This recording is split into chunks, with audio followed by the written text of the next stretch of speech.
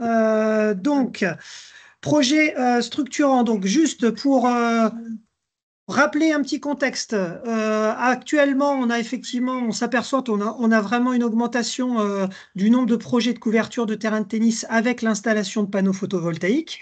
Alors pourquoi les clubs ou les collectivités se lancent dans ce type de projet? Tout simplement parce que aujourd'hui, le RSE, c'est d'actualité. On cherche à réduire les dépenses aux sources d'énergie non renouvelables. On cherche également à produire de l'énergie verte et puis on cherche tout simplement à réduire notre empreinte carbone, que ce soit au niveau des collectivités, mais également au niveau des clubs. Donc, au niveau de la Ligue Centre-Val de Loire, à ce jour, on a trois structures réalisées qui, vous allez voir qu'il y a deux possibilités de montage de structures actuellement qui vous sont proposées. Sur la première modalité, on va vous l'expliquer un petit peu plus tard. Il y a trois structures en fait aujourd'hui qui ont été construites, qui sont en cours de réalisation au niveau de la Ligue Centre-Val de Loire. Donc, une première structure qui a été faite à Celles-Saint-Denis, dans le Loir-et-Cher, une deuxième qui a été faite dans l'Indre-et-Loire à Athée-sur-Cher, et puis une troisième qui est en finalisation à Cloix-sur-le-Loir dans l'Eure-et-Loire. Je vais de ce pas laisser la parole maintenant à Nicolas Maignan, qui va vous expliquer un petit peu l'ensemble des modalités et notamment le contexte un petit peu juridique par rapport à ce montage de type de projet-là. Merci Sébastien. Bonjour à tout le monde déjà. Je vais juste rappeler les quelques chiffres. Effectivement, en Centre-Val-de-Loire, on a trois réalisations. Juste pour vous donner des chiffres nationaux, on a énormément de projets, mais par contre, pas forcément beaucoup qui voient le jour. En Nouvelle-Aquitaine, on en a trois ou quatre. Et on va dire qu'en France, on en a une petite dizaine aujourd'hui. Donc, c'est pas non plus on a beaucoup de demandes, on a beaucoup d'informations, on a beaucoup de choses qui se passent, mais aujourd'hui, il n'y a pas beaucoup de projets qui voient le jour. Je fais un peu le parallèle avec ce qui s'est passé il y a une dizaine d'années. Il y a une dizaine d'années, on avait déjà été énormément sollicité par des entreprises qui faisaient du photovoltaïque. Et au final, on avait eu deux réalisations. Donc là, c'est un peu mieux, ça avance un peu plus vite, mais on n'est pas encore, il n'y a pas encore énormément de retours de retours d'expérience. Ce contexte juridique, je voulais en parler, c'est pas forcément lié au sujet du jour, notamment aux équipements de panneaux photovoltaïques pour couvrir vos terrains de tennis. Mais par contre, c'était important d'en parler puisque on est vraiment sur un cadre juridique qui va de plus en plus contraindre les architectes et les collectivités à construire des bâtiments qui proposent en tout cas un système de végétalisation ou un système d'énergie renouvelable. Donc l'arrêté du 19 décembre 2023, il fixe le cadre juridique. Et aujourd'hui, à partir du 1er janvier 2025, donc depuis 3 mois, la construction, l'extension ou la rénovation de bâtiments sportifs doit intégrer au moins 30% de la toiture du bâtiment avec un procédé de production d'énergie. Ça, c'est important. Et c'est à chaque fois que la superficie est supérieure à 500 mètres carrés. Nous, nos terrains de tennis, on est à 648 mètres carrés, donc tous nos bâtiments qui vont être impliqués dans cet arrêté. Et on augmente, vous voyez, en 1er janvier 2026, on est à 40%, et au 1er juillet 2027, pardon, on est à 50%. Donc, ce n'est pas neutre. Ça veut dire qu'aujourd'hui, tous les bâtiments qui vont être construits vont devoir prendre en compte cette considération. C'est pas neutre parce qu'on a beaucoup de bâtiments dans le tennis qui sont des structures gonflables ou qui sont des bâtiments textiles. Les bâtiments textiles, ce sont des charpents de bois ou métalliques avec de la toile par-dessus. Compliqué de mettre des photovoltaïques sur de la toile, compliqué de mettre de la toiture végétalisée, etc. etc. Donc ça demande beaucoup de réflexion aujourd'hui de la part de nos entreprises et de la part de nos architectes. Voilà, ça c'était le contexte juridique. Et en tout cas, ce qui est proposé aujourd'hui au club de construire des bâtiments avec du panneau photovoltaïque répond évidemment à ce contexte juridique. Sébastien l'a dit, on a deux modèles économiques possibles. Généralement, le plus courant, c'est celui que je vais vous exposer maintenant. Ce sont des sociétés, souvent des sociétés mixtes avec un syndicat d'électricité et une société privée, qui vous démarchent, vous club, qui démarchent évidemment les collectivités aussi, mais souvent d'abord le club, parce que le club de tennis, souvent, a besoin de cours couverts. En tout cas, au nord de la Loire et de plus en plus aussi au sud de la Loire. Donc on a des bons clients. Vous êtes des bons clients, vous, les clubs de tennis, comme les boulodromes, ce sont des bons clients. Donc généralement, ces sociétés viennent vous voir et vous disent vous avez besoin de cours couverts, c'est formidable, nous, on vous propose des cours couverts à 0 euros. On va vous les couvrir avec un super toit, ça va être génial. Ce qu'on vous dit, et le but de cette visio, c'est attention, oui, ça peut être bien, mais attention, il peut y avoir des contreparties qui peuvent être un peu plus compliquées. Donc généralement, ces sociétés, elles viennent démarcher les clubs de tennis, elles viennent démarcher d'autres clubs pour solariser toutes les surfaces publiques. Donc évidemment, le tennis, boulodrome, on l'a dit, parking, via des installations de panneaux photovoltaïques, et je le dis en ombrière. Ça, c'est important, on va y venir après, mais c'est en ombrière. Ça veut dire que vous avez juste le toit. Vous n'avez pas de bardage sur les côtés. Donc ces sociétés, généralement, elles proposent une analyse du site, des études de sol, le dépôt du permis de construire et le dimensionnement de la structure. Ça, c'est des choses qui sont importantes, qui coûtent cher au démarrage, mais ces sociétés le proposent généralement dans le prix. Elles vous proposent également la fourniture et la pose de la structure avec des panneaux photovoltaïques, évidemment, le raccordement électrique et l'exploitation, la maintenance et les assurances. Le reste sera à la charge de la collectivité ou du club. Pour suivre sur le modèle économique, généralement, il y a l'obtention d'un permis de construire, ça c'est obligatoire, l'autorisation d'urbanisme, ça se fait main dans la main avec la collectivité, donc on va dire que ce n'est pas très compliqué d'avoir ces documents. Généralement, les conditions également, c'est d'avoir un tarif de revente de l'électricité suffisant, et là, on arrive aujourd'hui, par rapport à ce qui se passait il y a 1 an ou 2 ans, à des tarifs qui ne sont pas assez intéressants pour ces structures. Ça veut dire que du coup, au lieu d'être un modèle 0 € pour la collectivité ou 0 € pour le club, on commence à demander soit des redevances, soit un financement de la collectivité. La troisième condition, c'est la signature d'une convention d'occupation temporaire, un COT, qui est généralement de 25 ou 30 ans avec le propriétaire, donc généralement la collectivité. Et à l'issue de la convention, soit on prolonge cette COT, soit on a la remise de la centrale solaire au bailleur, ou alors encore au démantèlement de la centrale. Ça, c'est important à savoir. On a vraiment plusieurs cas possibles et on a des contrats qui sont signés avec le bailleur, donc le propriétaire. L'installation de la toiture, elle est 100% financée, je le dis, mais de moins en moins maintenant, parce que le tarif de vente de l'électricité n'est pas suffisant, ou parce que parfois on a des contreparties, notamment fiscales, pour cette entreprise qui commence à arriver. Et du coup, on a potentiellement un loyer qui est versé. Parfois, c'est la société qui verse le loyer, mais on est plutôt dans l'inverse, c'est-à-dire qu'on commence à avoir des loyers qui sont demandés par la société. Voilà un peu le modèle économique numéro 1. C'est celui qu'on voit la plupart du temps et qui fonctionne à peu près aujourd'hui. Le modèle économique numéro 2, il est beaucoup plus simple, c'est la collectivité. C'est vraiment un projet de collectivité. La collectivité se dit, je vais construire un bâtiment avec des panneaux photovoltaïques, donc cette option-là, qui va lui permettre derrière de elle revendre l'électricité directement. Ça, c'est des choses qu'on commence à voir.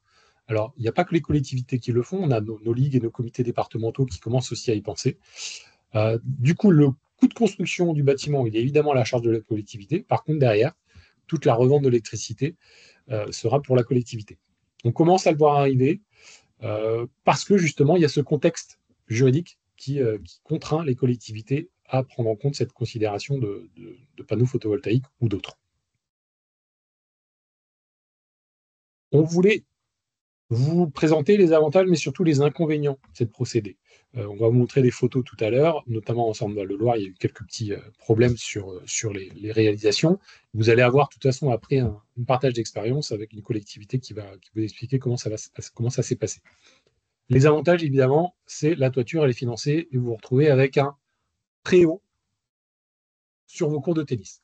Je le dis, je le répète, c'est ombrière ou préau parce que vous allez voir que nous, à la fédération, on a plusieurs idées reçues parce qu'on sait comment ça fonctionne. On a fait quelques sondages auprès des clubs qui avaient des préaux dans le tennis et dans le padel et on se rend compte que ce n'est pas forcément adéquat pour la pratique du tennis. Néanmoins, l'avantage, c'est que vous avez un toit sur votre terrain de tennis et qu'on rentre dans une démarche environnementale et qu'on répond au contexte juridique que je vous expliquais juste avant. Les inconvénients ou les axes d'amélioration, c'est que la toiture, aujourd'hui, juste un toit, c'est pas adapté à la pratique du tennis, c'est pas un court couvert comme nous on l'entend. Un court couvert comme nous on l'entend, c'est hors d'eau, hors d'air, avec un bardage tout autour. Pourquoi c'est pas adapté? Parce que quand il pleut rarement dru, il pleut en biais, ça veut dire que votre terrain, quand il est en béton poreux ou en résine, il devient humide assez rapidement et vous n'allez pas pouvoir jouer. Et c'est pas parce que vous avez un toit que vous allez pouvoir jouer. Donc ça répond pas à votre problématique de j'ai pas de court couvert, je peux pas jouer au tennis quand il pleut. L'autre problématique, c'est qu'on a les volatiles qui viennent dans le bâtiment, qui commencent à... Il y a des fientes sur les résines, etc., etc. Donc ça dégrade le bâtiment beaucoup plus facilement et beaucoup plus facilement dans le temps, oui, qu'un clos couvert. Ça, c'est important aussi. L'autre point, c'est tout ce qui est vent. Vous allez avoir le vent qui va arriver dans votre bâtiment. Donc, vous n'allez pas avoir un jeu sur un court couvert. Ce n'est pas la même chose. Et le quatrième inconvénient dans le jeu tennis, c'est le soleil. Vous allez voir que vous allez avoir des gros problèmes d'ombre, de soleil qui arrivent sur des façades qui sont pas des façades. Et aujourd'hui, c'est un peu problématique parce qu'on a vu des préaux où on ne pouvait pas jouer au tennis dès lors qu'il y avait le soleil en fond de cours, par exemple. Donc ça, c'est vraiment une problématique. Aujourd'hui, ces toitures ne sont pas adaptées à la pratique du tennis. Alors, la possibilité pour la collectivité, c'est de fermer le bâtiment. Du coup, d'installer un bardage sur les 4 côtés. Là-dessus, la fédération aide financièrement avec la DCP. Mais ça, c'est possible si et seulement si on anticipe le bardage dans le dimensionnement du bâtiment et dans le dépôt du permis de construire. Si ça, c'est pas anticipé, vous ne pourrez pas le faire après. Si votre bâtiment il n'est pas dimensionné pour pouvoir accueillir un bardage qui peut être lourd, vous ne pourrez plus le faire. Si votre permis de construire il n'a pas été déposé avec un bardage, vous ne pourrez pas le faire non plus. Il va falloir redemander un permis de construire, etc. Donc ça, c'est vraiment des choses à anticiper en amont. Évidemment, ça coûte un petit peu d'argent. Le deuxième problème sur la toiture en panneaux photovoltaïques, alors on commence à discuter avec toutes ces entreprises, elles commencent à prendre en considération nos remarques, c'est qu'ils font leur toiture avec les panneaux photovoltaïques, mais sans bac acier en dessous. S'il n'y a pas un bac acier en dessous, quand il pleut, il pleut. Et du coup, tous les bénéfices d'une toiture ou d'un court couvert, vous ne les avez pas parce que quand il pleut, et vous ne pouvez pas jouer au tennis. L'éclairage sportif, il n'est jamais compris dans l'offre de cette société. Donc l'éclairage sportif, c'est un billet de 15 à 20 000 euros à partir du moment où on a déjà les arrivées électriques. Si on n'a pas les arrivées électriques, forcément, ça coûtera plus cher. Et on a à chaque fois des difficultés pour respecter le gabarit et les dégagements. Je vous rappelle qu'on doit être à 7 mètres hors système d'éclairage et on doit être à 5,50 en dégagement et 3,05 sur les côtés. Donc ça, c'est des choses qui sont obligatoires à respecter. Si vous ne les respectez pas, vous ne pourrez plus faire de compétition derrière. Donc vraiment, nous, quand on accompagne un club, à partir du moment où il y a un projet comme ça, on demande des pièces d'architecte pour vérifier si le bâtiment va respecter tous ces demandes, toutes ces exigences qui sont importantes.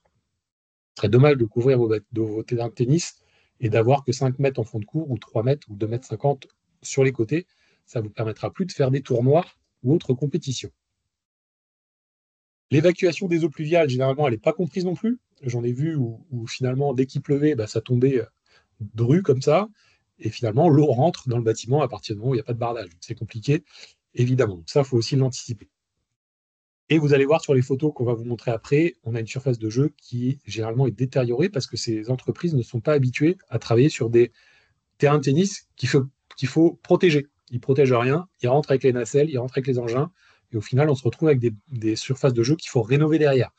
Donc le gain que vous avez fait pour avoir une toiture financée, vous allez devoir le payer parce que vos terrains de tennis, il va falloir les reconstruire. Et la dernière information que je voulais vous donner sur les axes d'amélioration, c'est que vous n'allez pas vous retrouver avec un bâtiment high-tech ou isolé, même chauffé.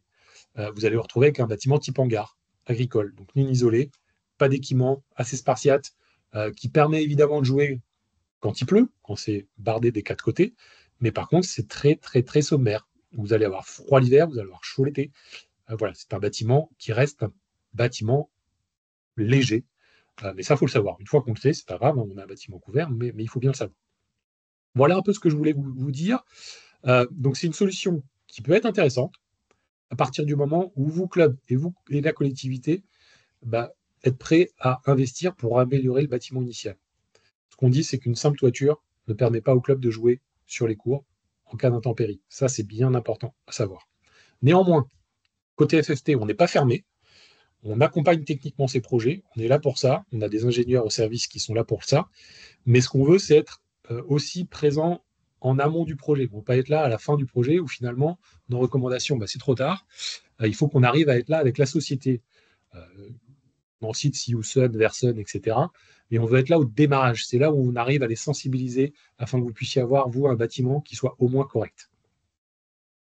Et l'accompagnement financier, on peut, je l'ai dit, dans le cadre de la DCP, pour fermer les bâtiments. À partir du moment où il y a un bardage complet, on peut vous aider là-dessus. Donc ça, c'est important également à savoir. Nicolas, il y a une question. Il y a une question. Bien sûr. De Yves. Je vous écoute, Yves. Oui, alors je ne suis peut-être pas assez patient, il faut peut-être qu'on attende la fin ou je lance les débats tout de suite parce qu'il y a une société qui vient d'être citée, là, Verson, où j'ai envie d'en parler beaucoup. J'attends plus la fin ou on peut commencer? Oui, vous pourrez, oui, à la fin, donner vos retours d'expérience, effectivement, et c'est intéressant pour nous aussi parce qu'on les connaît, ces sociétés, mais on voit aussi quelques biais. Et si vous avez des retours d'expérience, ça sera très intéressant pour nous. On finit juste et après. Il y a des choses en cours, donc on en parlera tout à l'heure. Okay. Ça marche, ok. Donc on voulait juste finir sur les photos. Vous voyez qu'en haut à gauche, en bas à droite, vous avez des couvertures avec juste les panneaux photovoltaïques. Vous n'avez pas de bac acier. Et à partir de ce moment-là, dès qu'il pleut, vous ne pouvez pas jouer au tennis. Donc c'est un vrai problème. Et vous voyez également les terrains de tennis qui ont été dégradés par les sociétés qui ont construit ces bâtiments. Et vous imaginez qu'on ne peut plus jouer au tennis à partir du moment où vous avez la photo qui est au milieu, là, pile poil. Là, vous ne pouvez plus jouer au tennis, donc vous êtes obligé de rénover vos terrains. Et rénover un terrain, en béton poreux, ça va vous coûter 30 000 euros. En résine, ça va vous coûter beaucoup plus cher que ça. Et quoi qu'il arrive, ça vous coûte cher. Donc attention à ça. Il faut vraiment suivre ces entreprises à la culotte, comme on dit. Pour compléter tes propos, Nicolas, donc sur la photo en bas à droite, c'est la photo de la réalisation des terrains à Celles-Saint-Denis, de l'ombrière à Celles-Saint-Denis dans le Loir-et-Cher, où effectivement, donc, comme vient de le dire Nicolas, il n'y a pas du tout eu de bardage et lorsqu'il pleut, il pleut, hein, tout simplement. Et donc, c'est assez gênant. Et puis, les 3 photos du terrain du sol sportif dégradé, c'est sur le projet qui a été réalisé à Athée-sur-Cher.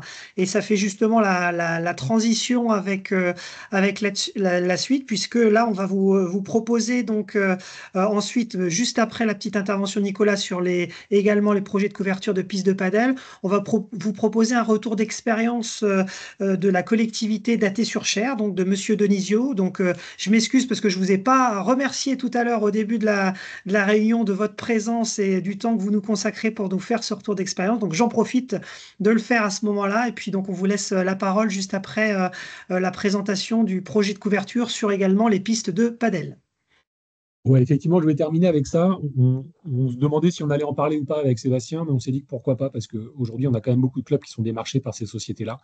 Là, je peux en citer également, c'est Yellow Paddle ou Oui Paddle, enfin des choses comme ça, où finalement, c'est un peu le même principe que les sociétés qui arrivent dans vos clubs et qui vous disent, je vais couvrir vos terrains de tennis, sauf que là, ils arrivent et ils vous disent, vous n'avez pas de piste de paddle, est-ce que vous voulez des pistes de paddle couvertes? Oui, nous, on va arriver, on va vous les faire gratuitement. Par contre, attention derrière. Donc, le modèle économique, c'est aujourd'hui, une piste de paddle est moins grande qu'un terrain de tennis. Ça, tout le monde en est conscient. Donc, pour pouvoir couvrir des paddles et être rentable, il va falloir en couvrir plus que 2 terrains de tennis. Aujourd'hui, une société, elle peut être rentable avec son bâtiment avec 2 terrains de tennis. Pour les pistes de paddle, c'est minimum 4, plus la gestion des pistes de paddle. Donc, ce n'est pas la même histoire. C'est-à-dire qu'aujourd'hui, elles arrivent, ces sociétés, elles vous disent, je vous construis vos pistes de paddle, je vous les couvre, toujours avec un prévôt. Hein. Par contre, derrière, c'est moi qui les gère. Si vous voulez les gérer, je vais vous demander de me payer un loyer. Donc, attention à ça. Ça, c'était juste pour vous informer de tout ça. La gestion des pistes de paddle, très bien.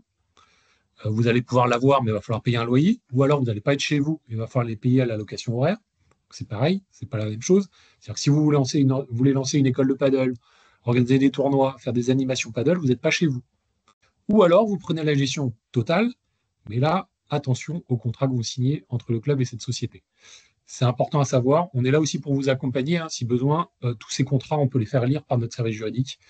Et là-dessus, on va être assez cash sur ce que propose cette société. Après, c'est votre choix. Si vous voulez faire ces choses-là, pourquoi pas. L'autre point de vigilance qu'on voulait vous donner, c'est que si un jour, vous avez des concurrents qui arrivent à côté de chez vous, qui construisent des pistes de paddle moins chères, cette société, elle va se rendre compte qu'elle est plus rentable. Elle va se dire, moi, les pistes de paddle, je les enlève. Et je vais mettre de l'escalade, ou je vais mettre de la pétanque, ou quoi que ce soit. Et là, vous n'allez plus avoir votre mot à dire. Parce que dans le contrat, il est bien stipulé que cette société, elle peut enlever les pistes de paddle dès qu'elle le souhaite. Donc voilà, on voulait juste vous informer de ça. Ça peut être un modèle économique intéressant parce que les clubs ou les collectivités n'ont parfois pas assez d'argent pour investir dans du paddle. Mais attention, la gestion des pistes, généralement, elle est très cadrée. Et pour qu'elles puissent gagner de l'argent, ces entreprises, il faut bien qu'elles le trouvent quelque part. Et la gestion d'une piste de paddle aujourd'hui est assez rentable pour ça. Voilà. On pourra répondre à toutes les questions après l'intervention de la collectivité. En tout cas, je serai là pour répondre à toutes vos questions. Merci Nico. Donc, je vais maintenant donc laisser la parole à Monsieur Denisio, donc de la commune d'Athée-sur-Cher, qui est adjoint au maire à la commune d'Athée-sur-Cher, pour nous faire un léger retour d'expérience sur ce qui s'est passé, et dans la manière dont le projet s'est monté et a été réalisé sur leur commune. À vous, Monsieur Denisio. Bonsoir. Merci de me donner la parole et de me permettre d'exposer ce qui est pour nous un projet, même si après tout ce que j'ai entendu, il y a beaucoup de choses pour lesquelles il faut se méfier. On les a rencontrés, effectivement, tous ces problèmes, mais le résultat, il est quand même probant, il est quand même satisfaisant, même très satisfaisant pour le club de tennis, qui maintenant peut disposer d'une structure couverte, même si quand il pleut, ce sera peut-être plus compliqué pour eux de jouer. Mais en tout cas, eux, ils considèrent qu'ils vont pouvoir jouer plus tôt dans l'année et plus tard dans l'année. Alors, bien sûr, on a eu des difficultés, on en a rencontré de nombreuses, notamment si vous avez bien regardé la photo là, du terrain dégradé. Mais finalement, on a pu obtenir des améliorations finalement par rapport à ce qu'on avait avant, tant par la toiture que par la structure du sol. Alors, je vais m'expliquer. Bon, on avait. Vous me laissez pas combien, 2 minutes ou est-ce que je peux parler pendant 1 heure? Alors, Le temps qu'il vous faut, vous inquiétez pas. L'objectif, c'est de faire un retour d'expérience ouais. détaillé. Hein, donc, En fait, l'objectif premier de la commune, c'était de produire de l'électricité. Mais en fait, on ne pouvait pas, nous, se permettre de construire cette structure. Donc, on a pu, on a d'abord démarché une banque qui nous proposait de le construire pour 0 €. Donc, on a démarré avec eux. Et puis, au bout d'un moment, au bout de 2 mois, ils nous demandaient 10 000 €. Puis, au bout de 5 mois, ils nous demandaient, et au bout d'un moment, on était rendu à plus de 50 000 €. Ça ressemblait un petit peu à ce que vous disiez tout à l'heure, où la commune doit participer. Et puis après, on a rencontré une autre entité. Et on n'avait rien signé avec la banque, mais voilà, ils sont montrés moins intéressants au fil des mois. Et donc après, on a rencontré ENR Centre Val de Loire, qui est une entité qui s'accroche au Ciel, qui est notre syndicat d'électricité sur l'Indre-et-Loire. Et là, eux, leur but, il est moins de faire des bénéfices que de rendre service, je pense. Hein. Donc, eux nous ont proposé d'installer cette structure pour 0 €, vraiment 0 €. Et en plus, on bénéficie d'un loyer par rapport à l'installation. En fait, on leur loue le terrain où ils installent leurs ombrières. Donc, le bénéfice, pour nous, il était total, quoi. On avait une installation d'ombrière et en plus, on était payé. Donc, voilà, on y est allé, sans trop réfléchir. Donc, on a signé. Après, il y a une partie administrative qui est un petit peu contraignante, mais il nous facilite quand même grandement les choses. Et on se dit qu'on ne prenait pas grand risque, puisque même à la fin, au bout des 25 ou 30 ans, soit il démontait la structure, soit il nous la laisse et on peut continuer à l'exploiter avec, ils nous promettent, hein, ça après, ça sera vérifié dans 25 ans, mais ils nous promettent encore un rendement suffisamment intéressant pour que la commune puisse gagner de l'argent, en espérant que la structure sera toujours dans le même état, mais on peut l'espérer. Donc on s'est lancé, ils ont commencé à faire des trous, comme on a pu voir. Ça nous a un petit peu inquiétés, mais ils nous ont dit: «Vous inquiétez pas, ça ira». Ils sont venus après monter la structure et là, on a commencé à s'inquiéter encore plus parce que les engins sur le terrain, bah, ça convenait pas du tout. On a vu apparaître des trous, on a vu apparaître du béton poreux qui se désagrégeait. Et il faut quand même, je rajoute que nous, on souhaitait aussi mettre cette structure parce que nos terrains étaient un peu vieillissants et on s'est dit ça va les protéger de la pluie, ça va peut-être éviter la mousse, etc. Donc voilà, c'était l'intérêt. Mais là, ils nous les ont carrément détruits, quoi. Ils étaient devenus inutilisables. Et là, on s'est inquiété. Là, on a commencé à se dire, là, dans quoi on est parti. Finalement, et on a fait intervenir M. Coiffé et la fédération de tennis. Finalement, voilà, ils nous ont refait en fait de nouveaux terrains par-dessus nos anciens. Et aujourd'hui, donc, on bénéficie d'une structure toujours pour 0 € avec des terrains en béton poreux, comme on peut les voir là sur la photo du bas et sur la photo de gauche aussi, tout neuf, quoi. Vraiment tout neuf, repeint, etc., avec un grillage refait.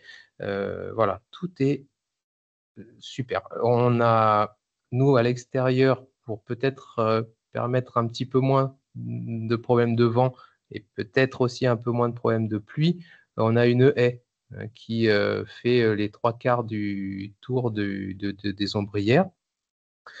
Et on nous avait, alors comme on est un peu les premiers dans le secteur, on a essuyé les plâtres et il n'était pas trop question de nous mettre de l'éclairage, ou plutôt, enfin, ou après, il était question de mettre un éclairage et qu'on puisse consommer l'électricité produite, etc. Donc ils étaient un peu flous.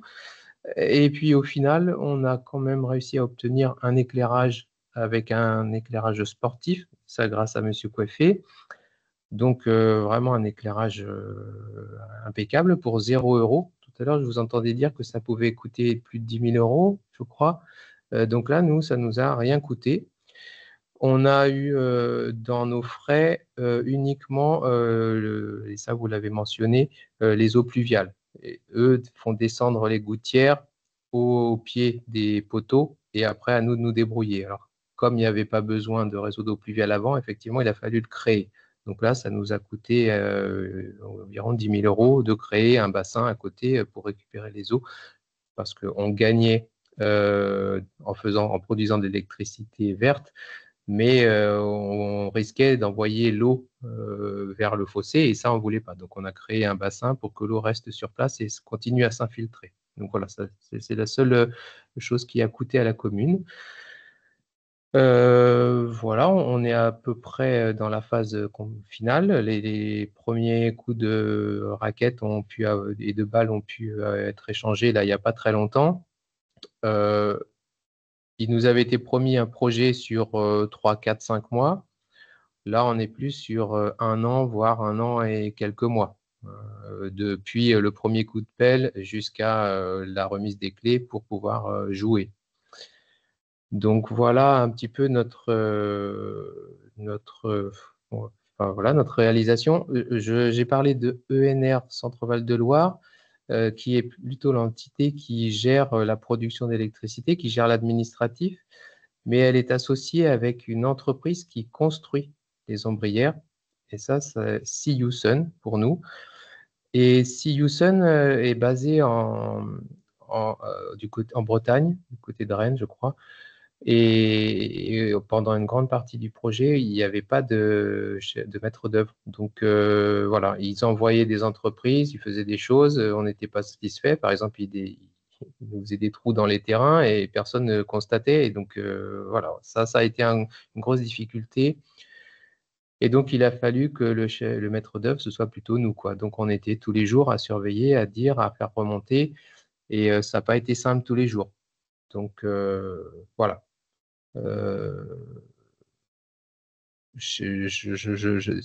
On n'a pas été copains toujours avec ENR, avec CU-Sun.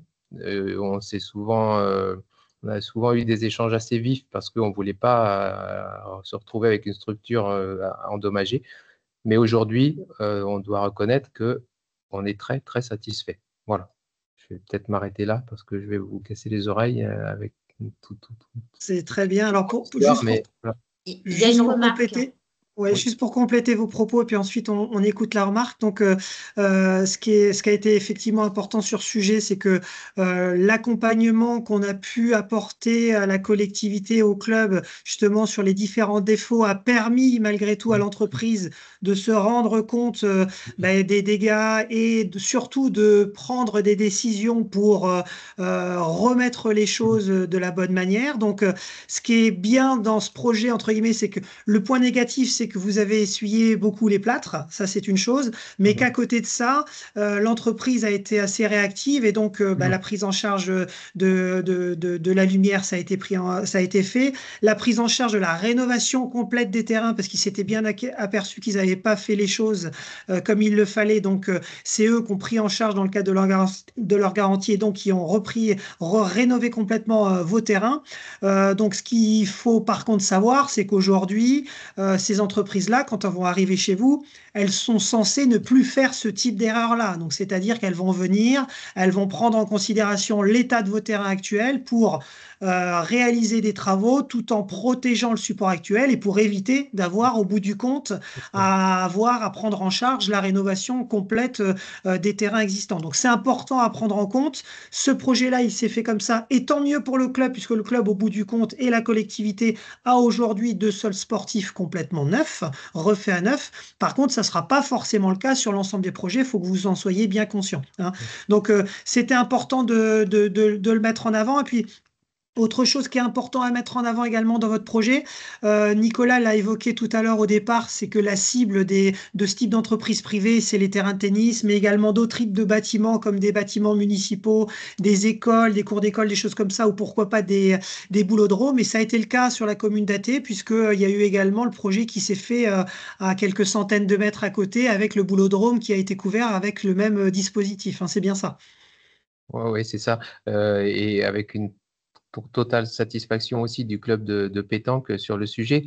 Mais je vais peut-être rebondir sur ce que vous venez de dire en pensant que nous, on a été sans doute dans les premiers. On a eu un versement en fait de loyer qui pouvait se faire tous les mois par rapport à ces implantations, ou alors une soulte, comme ils appellent, où on nous verse une somme dès que la construction est terminée, correspondant au loyer des 25-30 ans. Et nous, on a pu bénéficier quand même sur les 2 projets, tennis et boulodrome, d'une soulte de 16 000 €. Donc, on a fait construire ça, on a eu ça pour nos clubs, et en plus, on nous a donné 16 000 €. Alors, bien sûr, on s'en est servi pour les eaux pluviales dont je parlais, ou pour mettre des cuves de récupération d'eau, mais voilà, on n'a eu que du positif. Et en plus, un retour financier. Je pense que maintenant, avec ce que vous venez de dire, les modifications qui vont être apportées par Siouson, par exemple, pour ne pas retomber dans les mêmes travers que ce qui nous est arrivé, je pense qu'à la contrepartie, ce sera qu'il y aura sans doute moins de soult, il y aura peut-être moins de loyers et il y aura peut-être une contribution pour les communes. Je vois qu'on a, par exemple, le projet d'une autre ombrière. Bon, bah là, on n'a plus de loyer, mais on a 30 000 € à débourser. Vous voyez? Donc, je pense qu'ils font plus attention maintenant sur le côté financier. Ils sont moins attractifs peut-être. Il faut penser à payer une partie, quoi. Muriel, je te laisse la parole. Oui, Nicolas a un petit peu répondu. Donc, c'est Pascal Bourron qui demandait en fait l'utilisation des terrains en cas de pluie, notamment sur Athée. Est-ce que vous avez eu le cas? Alors, on n'a pas vraiment commencé, hein, mais on n'a pas joué encore. On avait un problème avec l'ouverture des portes, mais il est certain que la partie à l'ouest, elle va être mouillée. L'eau va venir. On a 2 terrains. On peut penser que le second, qui est côté est, lui, pourra être plus sec. Donc peut-être qu'ils pourront jongler les jours de pluie et aller sur celui qui est sec. Mais rien ne garantit que les terrains soient secs et qu'ils soient praticables s'il pleut vraiment. Ça, et je ne peux pas vous répondre sur on l'a vécu, on ne sait pas encore. Et il y a une main levée aussi, donc de Philippe Cazel. Oui, bonsoir. Ça tombe très bien que Athée-sur-Cher se soit exprimé. Pour la bonne et simple raison, c'est que nous, on s'est retrouvés devant le fait accompli avec une bulle qui a explosé alors qu'elle couvrait nos 3 terrains en terre battue. Donc ça, c'était au mois de novembre dernier. Et donc, on est parti sur une structure donc en ombrière avec une fermeture bardage pris en régie par les services techniques de la communauté de communes et une rénovation du clubhouse existant, avec une couverture qui prendra les 3 terrains, plus la couverture, elle avancera sur le clubhouse pour l'étancher, parce qu'on avait des entrées d'eau au niveau du clubhouse. Pourquoi c'est intéressant ce que vous avez dit, Monsieur Denisio, c'est que nous aussi, nous allons utiliser très certainement l'entreprise de Nercentre. Pour la bonne et simple raison, c'est que son président, c'est le maire de Chinon, qui est aussi président du Ciel, et qui est aussi président de la communauté de communes de Chinon. Les difficultés qu'on rencontre pour l'instant, c'est sur la loi de finances 2025 qui vient d'arriver et qui vient de baisser de manière drastique le coût de rachat de l'électricité produite par les panneaux photovoltaïques. C'est-à-dire que pour l'instant, le reste à charge pour la commune, qui était, parce que là on n'est pas sur 0 € au niveau de l'installation, il restait à charge globalement 80 000 ou 90 000 €. Ce serait passé, d'après les dernières informations d'hier soir, à 350 000 €. Uniquement sur la partie couverture ombrière. Et sans compter ensuite la fermeture en bardage et la rénovation du clubhouse. Donc là, ça va sûrement frotter un peu avec les discussions qu'on aura avec la commune de Chinon. Ça, c'était le premier point. Et donc la société qui nous a présenté le projet, mais qui était un projet présenté, donc on a eu 2 réunions en janvier et en février, qui était un projet sans plan précis, sans rien. Enfin, pour l'instant, il n'y a rien de très, très précis. Mais de toute façon, il va bien falloir qu'on passe bientôt par le dépôt de permis de construire. Et là, ça m'amène le deuxième point qui est l'architecte des bâtiments de France. Nous, on a le château de Chinon qui plonge sur l'installation de tennis. Et donc, l'ABF a été rencontré là, ces derniers jours. Et cette charmante personne a souhaité, voire exigé, que la demande de permis de construire soit faite sur la totalité des lots, c'est-à-dire la couverture en ombrière, la fermeture du bardage et la rénovation du clubhouse.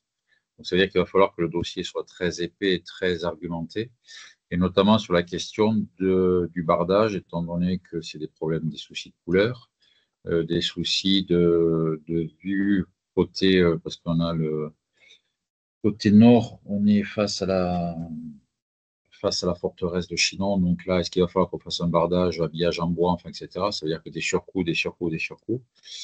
Et puis elle a une exigence, mais qui est plutôt a priori intéressante, c'est qu'elle ne souhaite pas que la couverture en panneaux photovoltaïques soit incomplète. Elle veut que la totalité de la surface des 3 terrains plus la couverture au-dessus du clubhouse, qui va prendre la totalité, qui va être un grand rectangle, soit complète et couverte de manière complète de panneaux photovoltaïques. Voilà. Et le dernier point qui va nous occuper, c'est pour ça qu'on se rapprochera des équipes de la FFT, et ça on avait parlé avec Seb sur le sujet, c'est toute la question, comme on met des panneaux photovoltaïques au plafond, on ne peut pas faire d'éclairage naturel par le plafond, mais il faut essayer d'aller chercher de l'éclairage naturel en partie bardage. Et là, la question, c'est comment on peut faire pour éviter de faire de l'éclairage artificiel systématique, quelle que soit la saison, pour essayer d'avoir un éclairage naturel venant des côtés, donc sur les bardages. Est-ce qu'il y a un positionnement particulier qui évite qu'on soit ébloui quand on lance la balle au service ou quand on va faire une belle volée. Voilà, c'est ça le souci aussi que nous aurons et que nous devrons discuter avec à la fois la société, mais comme ce n'est pas elle qui va fermer en bardage, ça sera en régie par les services techniques de la communauté de communes Chinon-Vienne-et-Loire. Donc, il faudra qu'on gratte ces sujets avant notamment le dépôt de permis de construire, parce qu'il va bien falloir afficher qu'est-ce qu'on fait en termes de bardage, ouverture ou pas ouverture, pour aller chercher la lumière naturelle. Voilà, donc on est au départ, nous, de ce dossier. Pour l'instant, mis bout à bout, ça nous amènerait en septembre 2026. Voilà, ça veut dire que d'ici là, depuis le 21 novembre dernier, on a une vie de club qui est un peu compliquée, notamment pour les cours des gamins et des adultes. Voilà, mais je suis très content de noter que l'ADCP va nous aider sur notamment le bardage, parce que de toute façon, on fera le dépôt de permis de construire au départ. J'espère que vous aiderez aussi sur le clubhouse, que sur l'éclairage, enfin surtout, quoi. Voilà. On ira chercher des quelques milliers d'euros ou centaines de milliers d'euros au niveau de la Fédé. Comme ça va être Roland Garros, ça va très bien marcher en plus, donc c'est super. Hein? Non, vous n'engagez pas, la personne s'engage, Sébastien? Non. Tu sais très bien qu'on sera là pour t'accompagner. C'est très gentil. Voilà, merci. Merci en tout cas Ouais, merci de ton retour d'expérience. En tout cas, c'est intéressant, Philippe, et ça prouve que sur le territoire régional, il y a d'autres projets. Et comme le disait Nicolas en introduction de la visio de ce soir, des projets, il y en a beaucoup. Des contacts, il y en a beaucoup. Par contre, des projets réalisés aujourd'hui, il n'y en a pas énormément. Et donc, il faut effectivement être vigilant, prendre en compte ces points de vigilance, prendre en compte le retour d'expérience des projets déjà effectués pour justement pouvoir regarder tout ça, quoi. Il y a une question, donc Yves, on te laisse la parole. Le micro, oui. Donc moi, ça va concerner plus personnes. Et s'il y a des retours à me faire et des avis sur cette société, ça m'intéressera. Alors moi, je suis de la commune de Trénoux, à l'est d'Orléans. Alors moi-même, je ne connais pas le sujet, hein, mais à ma connaissance, Verson a déjà fait une réalisation photovoltaïque au club de Saint-Privé-Saint-Mémin, dans le Loiret, que vous n'avez pas cité au départ dans les réalisations. Donc pour moi, il y a deux cours là, avec Ombrière, et qui doit même aussi avoir un bardage, d'après les photos que j'avais vues. Je n'ai pas vu moi-même. Par contre, sur notre commune, c'est un sujet qui intéresse pas mal parce qu'en fait, c'est vraiment géré par la commune et le club a été très peu associé à part sur l'idée de départ, entre guillemets, de faire un hangar photovoltaïque. Tout est parti de la rénovation du gymnase communal et finalement, il y a un projet qui a été signé et qui aurait pu sortir de terre déjà au printemps dernier, donc quelque part on a déjà un an de retard avec la société Verson qui doit nous couvrir en photovoltaïque et refaire la toiture du gymnase communal et moyennant le contrat de concession EDF nous couvrir les deux cours de tennis en ombrière, bac acier et normalement éclairage pour moi ainsi que le boulodrome, donc sujet assez classique. Par contre, je sais que, a priori, la commune doit avoir beaucoup de difficultés à avoir des retours, à avoir des dates et une visibilité quand même sur les plannings de cette société. Moi, j'ai encore aucune information. En regardant par moi-même un peu sur le réseau, je vois qu'ils ont déjà au moins deux réalisations avec des clubs qu'ils ont mis un peu dans la panade, où ça a l'air d'être totalement à l'arrêt. Donc, vu la présentation en plus très rassurante que vous avez fait au départ, de projets qui ont l'air de pas du tout être compliqués, je me pose un peu des questions sur comment les choses vont se passer et comment il va falloir les suivre, parce que bon, à moins que la société signe un peu trop de projets, parce que je pense ils ont signé un peu partout comme des petits pains, et qu'elle soit plus capable de les réaliser, ne serait-ce que pour des questions financières. Un jour ou l'autre, c'est quelque chose qui devrait arriver chez nous quand même. Alors, juste avant peut-être de laisser la parole à Nicolas pour la connaissance de la société Verson, parce que personnellement, moi, je ne la connais pas. Enfin, je la connais de nom, bien sûr, mais on n'a jamais eu réellement affaire à eux. Alors, peut-être que c'est eux, effectivement, qui ont réalisé les travaux au niveau de la trésorerie, mais on n'a pas cité la trésorerie, parce qu'en fait, la trésorerie n'était pas un projet avec tiers investisseurs. C'est-à-dire que c'est eux qui ont financé les travaux. C'est pas une entreprise externe comme Enercentre dans le cas du projet qui a été réalisé par exemple à AT-sur-Cher, c'est pas une entreprise extérieure qui a financé le projet. Donc c'est pour ça qu'on n'a pas mis ça en avant, puisque ce soir on souhaitait bien sûr mettre en avant un peu plus les projets qui étaient financés par les tiers investisseurs et notamment les différents points de vigilance par le fait que ce soit ces sociétés-là qui prennent en charge tout ou partie de la construction et notamment de l'ombrière. Donc voilà, Nico, peut-être sur la société Verson, des retours? Ouais, j'étais en train de chercher les photos de Saint-Privé-Saint-Mémin. Effectivement, c'est eux qui ont fait ça hein, là-bas. Ce que je peux vous dire, on les a rencontrés, nous, au démarrage, il y a 3 ans, au démarrage d'un peu tous ces projets. Ils avaient une vraie volonté de faire quelque chose. Il y a eu beaucoup, beaucoup de contacts, comme vous l'avez dit. Je ne sais pas s'il y a eu beaucoup de signatures, mais en tout cas, sur Saint-Privé, Saint-Mémin, la difficulté qu'il y a eu, et je pense qu'il y a la même un peu partout, c'est qu'en fait, c'est des bâtiments qui sont standards. Et la problématique, c'est que la charpente ne respectait pas le gabarit tennis. Donc, le projet de Ils mettent en avant, mais bon, après. Alors, À Voilà, Saint-Privé, du comme coup, quoi, ils suivent une norme FFT par rapport aux oui, dimensions, hauteur et autres.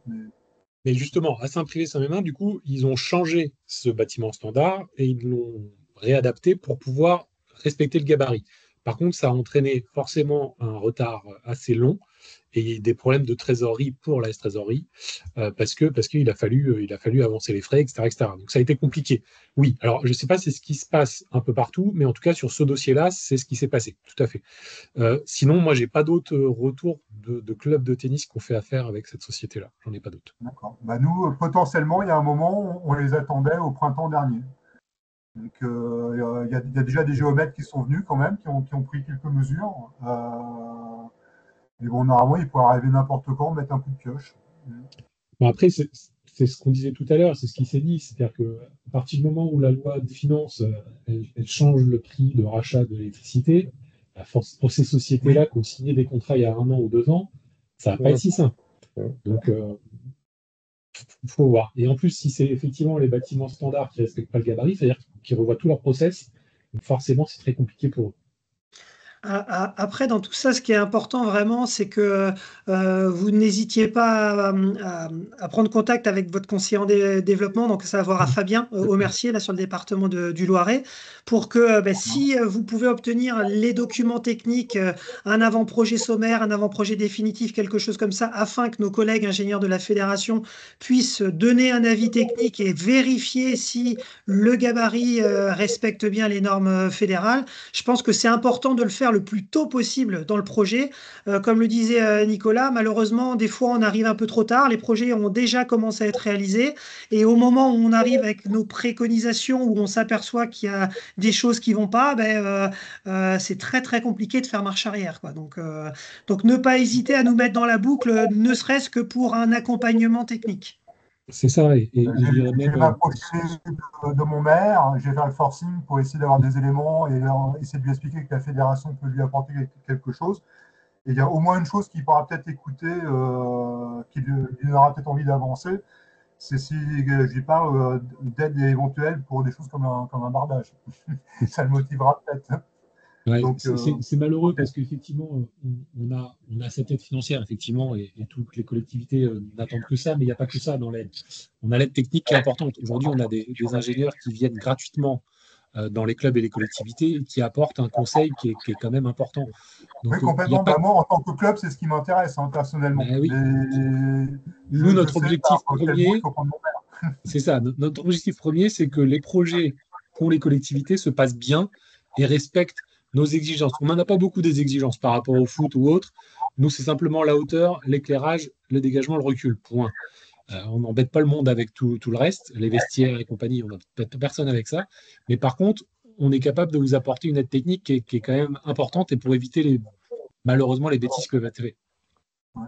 C'est tout bête, hein, mais moi, il y a les eaux pluviales auxquelles je n'avais pas pensé. Comme quoi, c'est un métier. Et on n'y pense pas, rassurez-vous, on n'y pense pas. Ouais. Mm. Ok. Bah, merci, en fait. En tout cas, c'est intéressant. Je pense que j'en reparlerai avec Fabien. Ouais, faut pas hésiter, hein. Faut pas hésiter, faut pas hésiter. Monsieur Denisio, vous voulez réintervenir? Oui, je voulais juste dire à Yves que les eaux pluviales, on n'y pense pas, hein. Personne n'y pense, hein. Nous, on n'y a pas pensé et c'était la mauvaise surprise, hein. Mais je pense que c'est important parce que face à ces entreprises qui viennent construire et qui sont peut-être pas très au fait de toutes les règles, de toutes les normes, de tout ça, qui viennent faire un peu d'argent quand même. Je pense qu'il est important d'avoir des aides, des soutiens comme M. Coiffé, comme M. Maignan, d'avoir aussi les ingénieurs qui pour nous sont venus sur le terrain quand les terrains étaient endommagés et qui ont eu un poids très important face à ces entreprises, hein, à qui voilà, ils avaient le nez dedans, quoi, hein. Ils avaient cassé, il fallait qu'ils réparent. Mais je pense que si on était venu tout seul, je suis pas sûr qu'on aurait eu gain de cause aussi facilement qu'avec la présence de toutes ces personnes. Donc, je pense que c'est important d'être soudé avec donc, la fédération, avec le club de tennis et que la mairie soit aussi quand même partie prenante parce que nous, je pense que vous faites partie d'un club et que c'est vous qui menez le projet, si je comprends bien. c'est ça? Non, non, c'est pas moi. Enfin, à l'origine, on était là, mais tout ça a été pris en main par la mairie dans le cadre d'un projet global. Ouais, ok, Donc là, parce on que n'a plus trop la main. Et ouais. moi, ce que j'ai entendu, ce que vous avez dit qui est très intéressant, c'est la notion aussi de maître d'œuvre, hein, parce que bon, toutes ces sociétés, je pense, essaient de dépenser le moins d'argent possible. Et Bah, moi, c'est des dossiers que je ne connais pas, mais sur les réseaux sociaux, j'ai vu que Verson, a priori, a 2 chantiers qui ont l'air d'être à l'arrêt depuis 1 an, voire 2 ans. Et ça a l'air d'être des sous-traitants qui ne devaient pas être qualifiés, qui sont arrivés, qui ont fait des malfaçons, et à partir de là, on ne gagne plus d'argent, donc on abandonne les chantiers. ouais, Donc je pense qu'en termes de suivi, on est effectivement sur des sociétés qui ont un modèle économique où elles ne vont pas rajouter des choses si ce n'est pas prévu et pas se compliquer la vie. mais là, Donc il faut sûrement suivre le système. ouais, vous avez entièrement raison sur le fait que c'est des sous-traitants qui viennent, hein. On a la charpente qui est faite par quelqu'un d'Auvergne, le terrain par des gens de Bretagne, etc., quoi. Et puis parfois des personnes qui ne sont pas toujours qualifiées, qui font autre chose. Ou alors on a eu une entreprise qui est venue faire raccorder l'ombrière au gros boîtier électrique. Bah, ils n'avaient pas fait de DICT. Ils ont traversé le complexe sportif comme ça, au pif, hein. Ils ont eu de la chance de ne pas casser quoi que ce soit, ni de rencontrer une autre gaine électrique. Mais bon, voilà. Et ça, si on n'avait pas été sur place, c'est sûr qu'on aurait vu le résultat final, on aurait eu de grosses surprises. Donc, c'est pour ça que je vous dis, il faut que la fédération, le club de tennis et la mairie soient là très souvent dès que le premier coup de pioche est lancé. Et puis, être toujours du même avis et avancer ensemble. Parce que sinon, c'est vrai qu'on peut un peu se faire entourlouper, ça, c'est certain. Ok. Je note, merci pour ces retours. Est-ce qu'il y a d'autres questions ou remarques? Bah écoutez, en tout cas, merci à tous de votre présence ce soir. On espère que ce sujet vous intéresse et vous a intéressé. On donne encore un grand merci à Monsieur Denisio et à Nico Maignan de leur présence et de leurs interventions. Et puis, bah, comme vous l'avez bien compris, donc on mettra ce webinaire en replay sur le site de la Ligue. On mettra également la présentation PowerPoint disponible sur le site internet de la Ligue. Et le mot d'ordre de la fin, c'est n'hésitez pas, si vous avez besoin d'en rediscuter avec nous, l'équipe de développement de la Ligue est à votre disposition pour échanger avec grand plaisir. Voilà, écoutez, bonne soirée à tous, et puis on vous souhaite des bons championnats par équipe, puisqu'on est en plein dedans, hein. Et puis on vous dit à très bientôt. Bonne soirée. Bonne soirée à vous. Bonne soirée. Au revoir. Merci, au revoir.